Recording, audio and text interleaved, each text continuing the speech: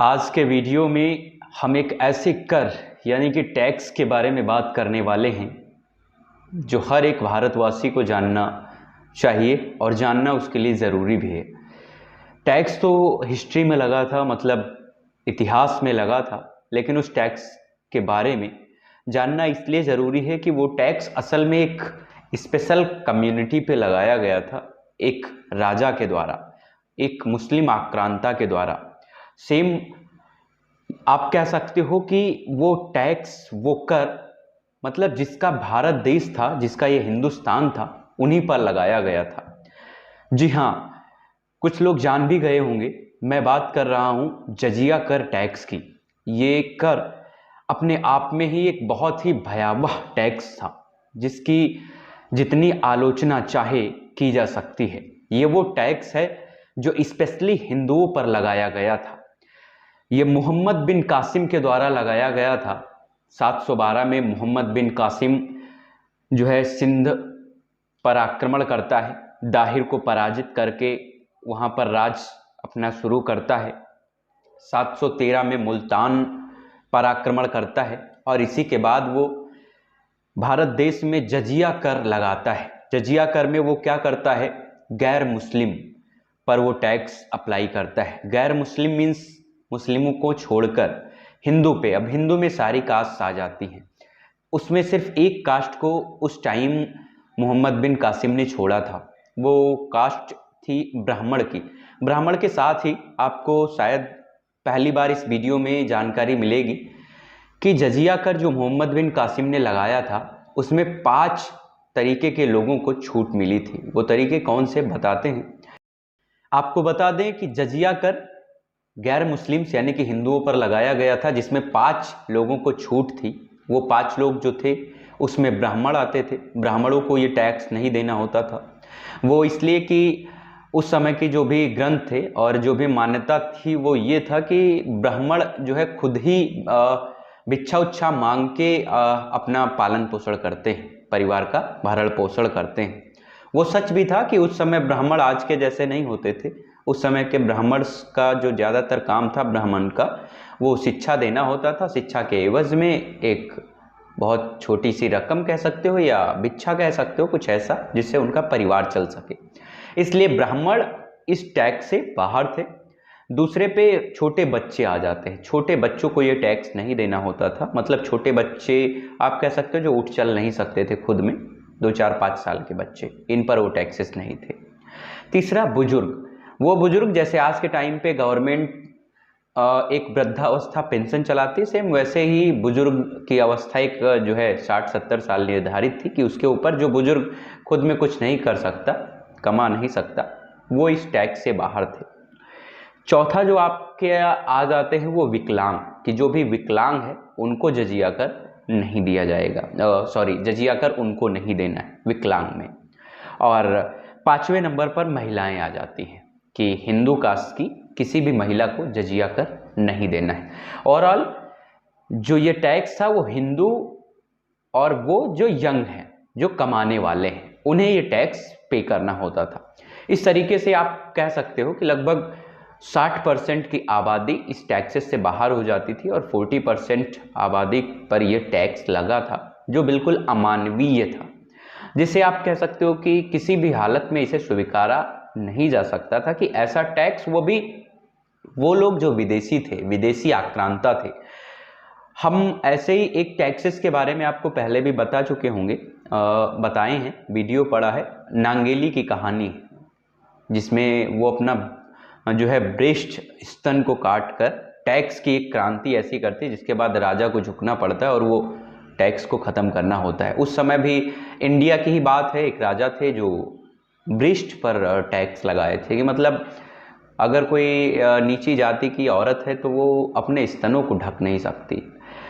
आप सोचिए आज के टाइम पे तो कितना अमानवीय व्यवहार होता था ना हम इंडियंस के साथ, भारतीयों के साथ, जिसमें खासकर कुछ स्पेशल कम्युनिटी के साथ। आज के टाइम पर जब हम उस चीज़ को फील करते हैं तो बहुत हर्ट होता है कि मतलब कैसा टाइम था। उस टाइम पे इंसान को जीने का कोई, मतलब कुछ लोग थे जिनको पूरे अधिकार मिले थे जीने के लिए और कुछ लोग थे जिनको मतलब जन्म तो इंसान का था, लेकिन जानवरों से भी बदतर ज़िंदगी जीने पर मजबूर किया जाता था। बहरहाल आपको बता दें, इस टैक्स की अगर बात करें तो ये टैक्स बराबर चलता रहता है। इसको ख़त्म करते हैं आगे चलकर अकबर इसलिए ख़त्म करते हैं क्योंकि माना यह जाता है कि अकबर बहुत सारे हिंदू के जो बहुत सारे टैक्सेस थे, या आप कह सकते हो कि अगर थोड़ा बहुत काम कुछ अच्छा किया है जिससे अगर अकबर महान की संज्ञा आती है, उसके पीछे जोधाबाई का भी बहुत बड़ा हाथ है। क्योंकि जोधाबाई एक हिंदू औरत थी, हिंदू महिला थी, जिनका अकबर से विवाह हुआ था, अकबर ने उनसे शादी की थी। अकबर ने फाइनली इस जजिया कर को ख़त्म किया था। जजिया कर को अकबर ने तो ख़त्म कर दिया, उसके शासनकाल में इस टैक्स को हटाया गया, जिससे बहुत सारे मौलवी जो थे उस समय के वो नाराज़ भी हो गए। बहुत सारे जो उस समय के वहाँ मंत्री हुआ करते थे मुस्लिम्स में, वो नाराज़ भी हुए कि आप ऐसा क्यों कर रहे हो, जो इतिहास से चला आ रहा है, जो हमारे पूर्वज करते आ रहे हैं, उस टैक्स को आप कैसे हटा सकते हो। बहरहाल अकबर में कुछ अच्छाई थी, वो ये कि जो चीज़ अकबर को पता चल जाती थी कि ये चीज़ नहीं होनी चाहिए, तो फिर वो किसी मंत्री की या जो भी अधिकारी होते थे उनकी नहीं सुनते थे। ये अकबर में एक ख़ास बात थी। बहुत सारे ऐसे उदाहरण हैं जिनको खुद ही अकबर ने ख़त्म किया है, जैसे उन्हें पता चला। अब एक राजा क्या हो रहा है ज़मीनी हकीकत में, सारी चीज़ें तो नहीं पता कर सकता, लेकिन जिन चीज़ों को उन्होंने देखा, जो पता चला, उनको सुधारने की पूरी कोशिश की। इतिहास में इसीलिए अकबर को मुग़ल शासन में बिल्कुल अलग सा एक राजा देखा जाता है। वो हिंदू मुस्लिम्स में कुछ ज़्यादा भेदभाव नहीं करते। वो अगर मस्जिदों के लिए चंदा देते हैं या मान लो मौलवियों को सम्मान देते हैं, तो उनके जो है शासनकाल में हिंदू मंत्रियों का भी बहुत बड़ा योगदान था। और अकबर के शासनकाल में बीरबल का योगदान क्या रहा, ये तो आप सभी लोग जानते होंगे। बहरहाल अकबर के शासनकाल के बाद गद्दी पर फाइनली बैठते हैं औरंगजेब फिर से इस जजिया कर को स्टार्ट कर देता है। वो कहता है कि अकबर थे, उन्होंने बंद किया था, हमारे पूर्वज लगाए हुए थे, तो हम फिर से लगाएंगे।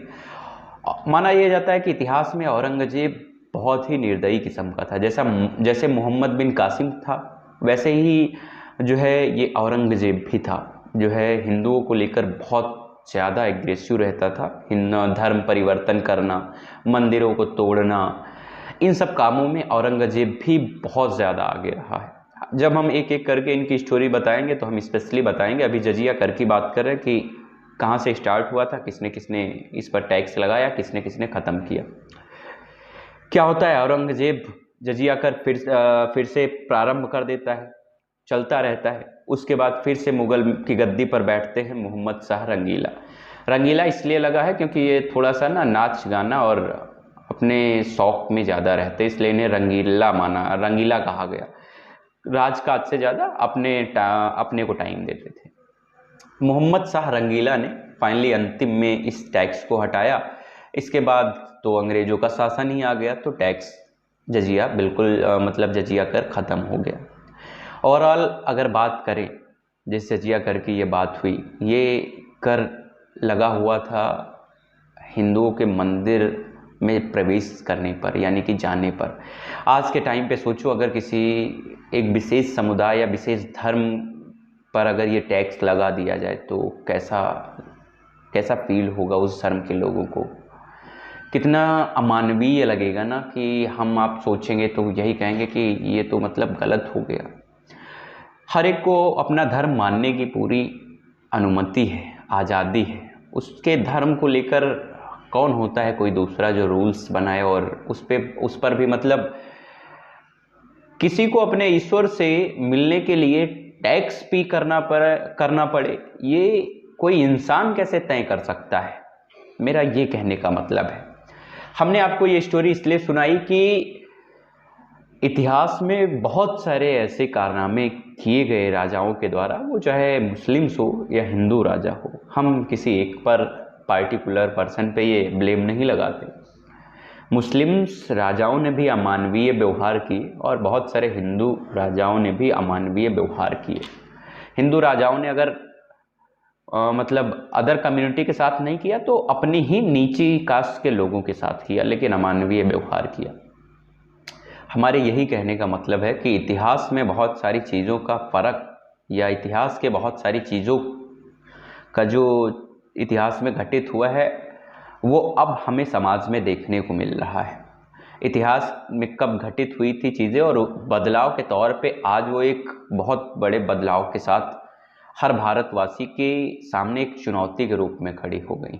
इस चुनौती से हर एक भारतीय को निपटना है। इतिहास में कैसे क्या हुआ, अगर इसको थोड़ा सा कैसे भी करके कि जो कुछ हुआ ठीक है, अब हम इससे सीख लेते हुए अब कुछ भी ऐसा नहीं हो, ऐसा करने पे फोकस करेंगे तो शायद कुछ बेहतर हो पाएगा। इस स्टोरी से मैं सिर्फ ये मैसेज देना चाहता हूँ कि सोचो, अगर कोई एक अपनी विशेष कम्युनिटी को लेकर ख़ास ख्याल रखने लगे तो दूसरे कम्युनिटी के लिए वो चीज़ें एक समस्या भरी हो जाती है, दूसरी कम्युनिटी का उसमें हनन होने लगता है। जैसे मोहम्मद बिन कासिम ने जजिया कर स्टार्ट करके अपनी कम्युनिटी का अपना तो भला चाहा, वहीं पर दूसरी कम्युनिटी यानी कि हिंदुओं का उसने हनन किया, हिंदुओं का शोषण किया। तो जब भी स्पेशली किसी एक कम्युनिटी अपने लालच के अपने बारे में सोचने लगती है तो दूसरी कम्युनिटी का लॉस होता है। ये भारत देश है, यहाँ पर सभी धर्म मिलकर रहते हैं और मिलकर रहें, इसी में इंडिया की ग्रोथ है। भारत इसी के लिए जाना जाता है। भारत में किसी भी तरीके की फूट ना पड़े, भारत में कभी भी आगे चलकर कोई ऐसी चीज़ें ना क्रिएट हों जिससे बहुत बड़े इशूज़ खड़े हों। इसलिए हम सभी भारतवासियों को इसके लिए एक्शन लेना होगा कि जो कुछ भी इतिहास में हुआ उसको हम फाइनलाइज साइड में रख के आज का टाइम देखेंगे, आज का दौर देखेंगे कि आज क्या चल रहा है। हम पिछली चीज़ों से सीख कर आगे हम वो चीज़ें ना करें, हमारी आने वाली पीढ़ियाँ वो चीज़ें ना करें। हम इसके लिए अपने आप को शिक्षित करेंगे, एजुकेट करेंगे और आने वाली पीढ़ियों को शिक्षित करेंगे। इसी के साथ thank you, best of luck, क्योंकि वीडियो बड़ा हो रहा है। जो जानकारी बताने वाली थी वो हमने ऑलरेडी बता दी। हम ज़्यादा कुछ बुक्स का तो उठाते नहीं है, ना तो सारी बुक्स की स्क्रिप्ट लिख के आप तक पेश करने वाले हैं। हम वीडियो जो आपके पास पहुंचा रहे हैं वो दूसरे तरीके से पहुंचा रहे हैं। हम चाहते हैं कि आप में एक अच्छी सोच, एक अच्छा माइंडसेट डेवलप हो। हम आपको चीज़ें इतनी आसानी से फेस टू फेस ही समझा दें कि वीडियो के माध्यम से कि आपको सारी चीज़ें समझ में ही आ जाएं। कुछ ज़्यादा लिखित वाला देने का मेरा कोई मूड नहीं है। तो वीडियो को ना बड़ा करते हुए वीडियो को विराम देते हैं। मुलाकात होती है एक अगली स्टोरी के साथ इसी टाइम पे कल फिर। तब तक के लिए नमस्कार। एक चीज़ और कहना चाहेंगे कि अगर अभी तक आपने हमारे चैनल को सब्सक्राइब नहीं किया है तो कृपया हमारे चैनल को सब्सक्राइब कर लें, लाइक करें और ज़्यादा से ज़्यादा शेयर करें। तब तक के लिए स्वस्थ रहें, मस्त रहें। Thank you.